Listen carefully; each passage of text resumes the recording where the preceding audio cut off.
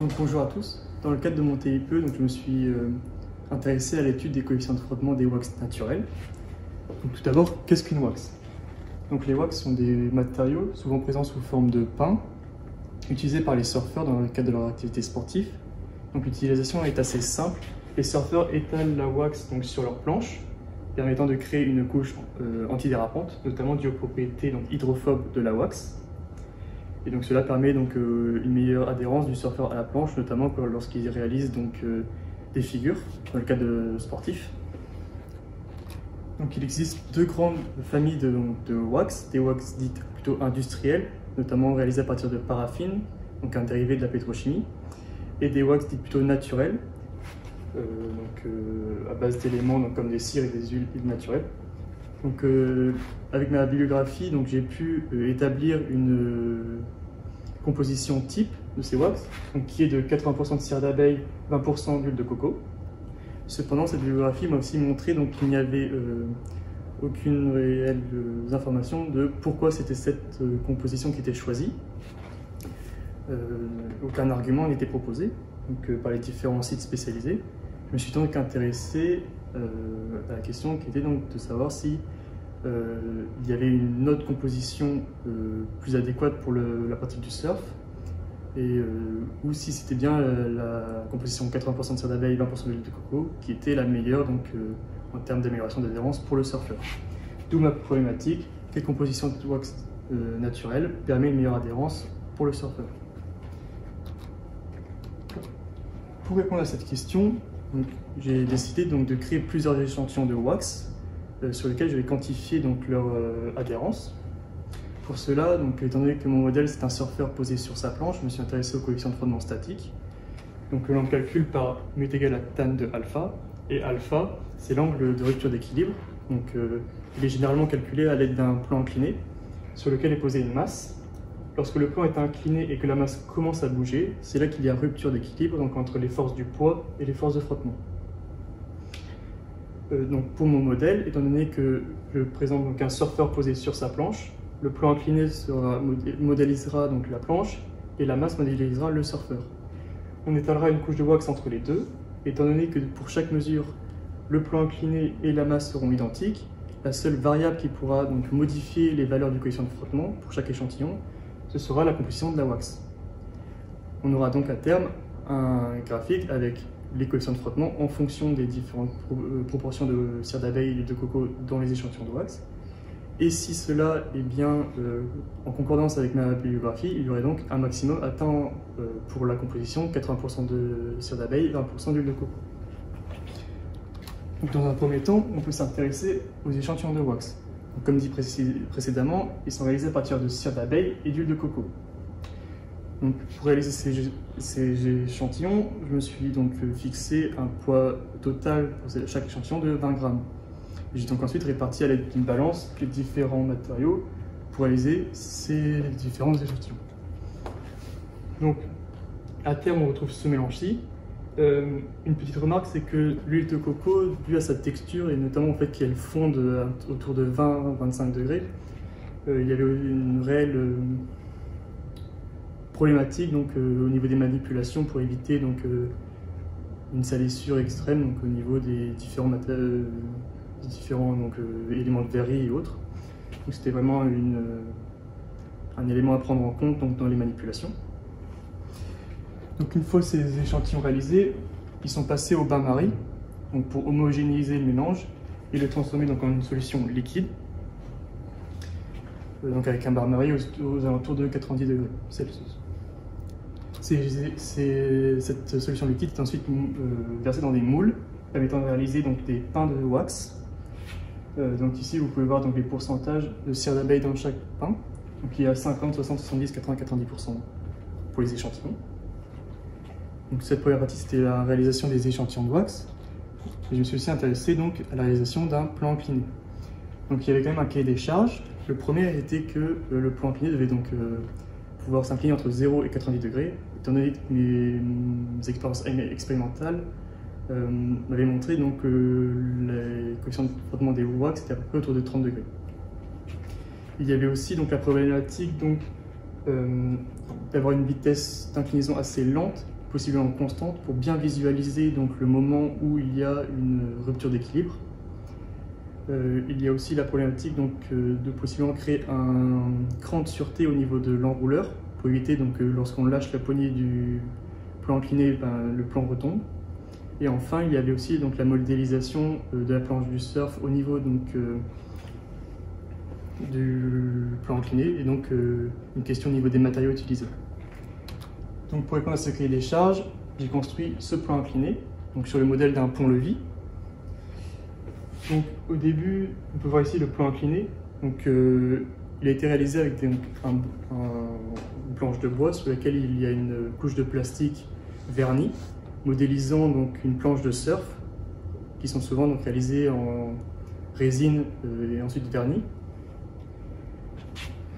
Donc, le plan incliné est ensuite tiré à l'aide d'un enrouleur. Donc, vous voyez ici le cran de sûreté. J'avais d'abord eu l'idée de possiblement réaliser cet enrouleur à l'aide d'un enrouleur de canne à pêche. Cependant, il y avait le problème que l'enrouleur de canne à pêche ne fournissait pas assez de force pour pouvoir soulever le plan incliné. J'ai donc dû créer mon enrouleur moi-même, ce qui donne lieu à ce montage expérimental. Pour les mesures, j'utilise un téléphone avec l'application Fifox, que l'on précise ici. Voici l'interface qui permet de mesurer les variations d'inclinaison avec une précision d'1 degré. Pour les mesures, comme dit précédemment, j'essaie de visualiser la rupture d'équilibre. Donc expérimentalement, c'est lorsque la masse commence à bouger. J'ai d'abord essayé de faire cela avec une capture de vidéo. Cependant, la qualité de la vidéo n'était pas suffisante pour permettre de bien voir cette rupture d'équilibre. J'ai donc décidé de le faire à l'œil nu et pour m'aider, j'ai décidé de tendre une corde un peu au-dessus de la surface du plan incliné et de placer une antenne sur la masse. Donc, comme ça, lorsque on pose la masse collée au fil tendu, on visualise bien qu'il y a les deux sont collés et lorsque l'on incline et que la masse commence à bouger, l'antenne et le fil se décollent, on voit l'espace et c'est là qu'il y a rupture d'équilibre. Donc c'était une petite amélioration que j'ai décidé pour bien visualiser le moment de rupture d'équilibre et de bien calculer l'angle de manière précise. Donc, pour le protocole, j'ai réalisé un premier protocole assez simple, un surfeur sur sa planche. J'ai donc décidé de prendre une masse, symbolisant le surfeur, et de waxer sa surface. Donc je wax la masse et non le plan incliné, surtout pour des raisons pratiques, étant donné que ça m'évite de devoir nettoyer l'ensemble du plan, qui est une surface beaucoup plus importante que celle de la masse. Pour la répétabilité des mesures, j'ai décidé de faire 20 passages avec mes pains de wax, permettant d'avoir une surface de wax assez répétable d'une mesure à l'autre. Cette masse waxée est ensuite posée au niveau sur le plan incliné au niveau du fil. On incline le plan et on mesure l'angle de rupture d'équilibre pour pouvoir calculer les coefficients de frottement. On arrive donc à ce graphique, le coefficient de frottement en fonction du pourcentage de cire d'abeille dans les échantillons. On peut déjà dire que c'est bien loin de ce qu'on avait pu imaginer avec un maximum autour de 80% de cire d'abeille dans l'échantillon. On se retrouve plutôt avec une courbe décroissante. Mais on pourra quand même expliquer cela plus tard. On passe d'abord aux incertitudes. Pour les incertitudes, j'ai réalisé plutôt une série de 5 mesures permettant de calculer un écart type et une incertitude de type A, afin d'avoir ce graphique-ci avec les incertitudes. Donc, comme dit précédemment, on est bien loin de ce qu'on avait pu imaginer suite à la lecture de la bibliographie. Cependant, cette courbe peut être commentée.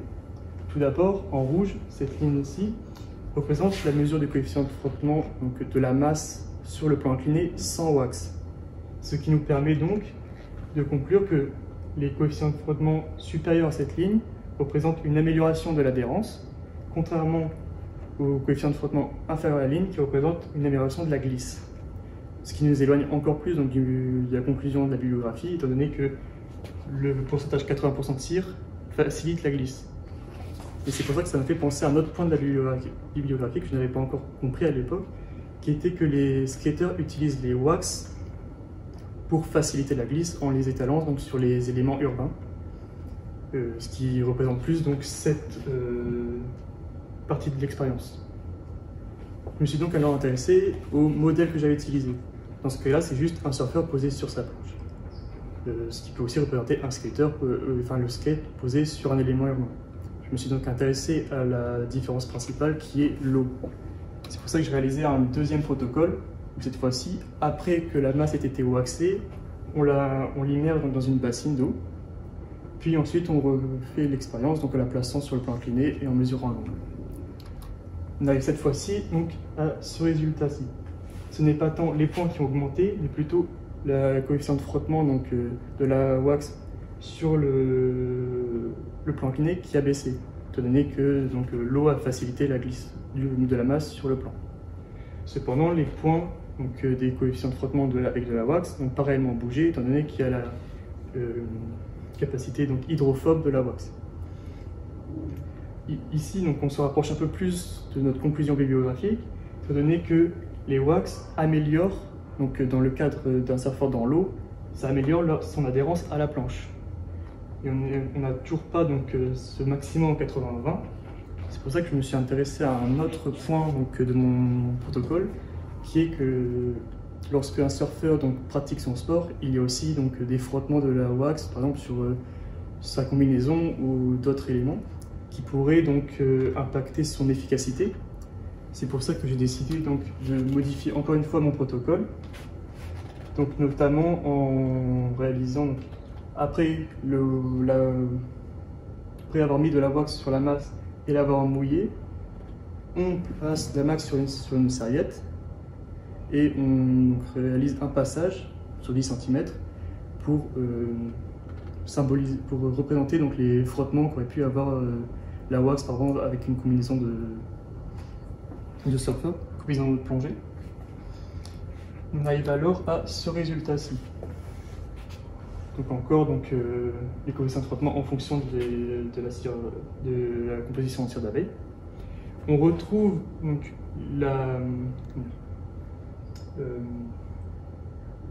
l'allure de la courbe décroissante. Cependant, ces trois points et d'autres compositions différentes ont entre guillemets chuté, étant donné que lors du frottement, la texture de la wax n'a pas permis une bonne adhérence entre la wax et la masse. Il y a eu une perte de wax pour ces trois échantillons, qui a fait chuter l'efficacité de l'adhérence. On retrouve donc bien, pour un échantillon de 80% de cire d'abeille, 20% d'huile de coco, un maximum de coefficient de frottement. On peut alors conclure que dans mon TIPE, j'ai pu passer plusieurs étapes et jalons, notamment la réalisation d'échantillons de wax de composition et en quantité suffisante, la fabrication d'un plan incliné permettant une bonne mesure des angles de façon précise, une quantification des différents frottements pour différents modèles, symbolisant les différentes façons qu'un surfeur peut utiliser la wax. Et cela m'a donc permis de conclure que l'utilisation générale des wax, avec 80% de cire d'abeille, 1% d'huile de coco, était majoritairement utilisée parce que ça permettait le meilleur compromis entre une amélioration de l'adhérence du surfeur à la planche dans l'eau et une meilleure durabilité de la wax dans le temps, notamment face au frottement à l'extérieur qui aurait pu dégrader son efficacité. Merci de m'avoir écouté.